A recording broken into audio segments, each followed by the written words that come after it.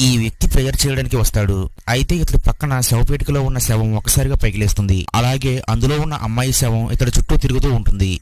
ఆ తరువాత ఇతడిపై దాడి చేసి చంపాలని చూస్తుంది. అయితే ఇతడి చుట్టూ రక్షణ గీత ఉండడం వల్ల ఆ దెయ్యం ఇతడి దగ్గరికి రాలేకపోతుంది. ఇతడు కూడా ఆ దెయ్యంపై దాడి చేస్తూ ఉంటాడు. ఇంతలో తెల్లారడంతో కోడికొస్తుంది. అప్పుడు ఆ దెయ్యానికి శక్తులు తగ్గి మళ్లీ వెళ్లి శవపేటికలో పడుకుంటుంది. ఆ తరువాత ఇక్కడ ఉండడం ప్రమాదమని కొంతమంది సాధువులు వచ్చి ఈ వ్యక్తిని బయటకు తీసుకువెళ్తారు. ఇతడు పగలంతా డాన్సులు వేస్తూ ఎంజాయ్ చేస్తాడు. అయితే మళ్లీ చీకటి పడగానే ప్రేయర్ చేయాలనుకుంటాడు. ఇతడు మళ్లీ తన చుట్టూ రక్షణ గీత గీసుకుంటాడు. ఆ తరువాత ప్రేయర్ చేయడం స్టార్ట్ చేస్తాడు. ఇంతలో ఆ దెయ్యం మళ్లీ నిద్రలేస్తుంది. ఈసారి ఈ దెయ్యం తనతో పాటు పాతాళ లోకంలో ఉన్న దెయ్యాలన్నింటినీ పిలుస్తుంది. ఈ ఆత్మ ఇక్కడికి వచ్చిన దెయ్యాలన్నింటినీ తన ఆధీనంలో ఉంచుకుంటుంది. ఈమె ఆజ్ఞ ప్రకారం ఈ దెయ్యాలన్నీ ఈ వ్యక్తిని చంపాలనుకుంటాయి. అయితే వీటిలో ఉన్న ఈ పెద్ద రాక్షసుడు ఇతన్ని నేను చంపుతాను అని ముందుకు వస్తూ ఉంటాడు. దీన్ని చూసి ఈ వ్యక్తి ఇక నా పని అయిపోయింది అనుకుంటాడు.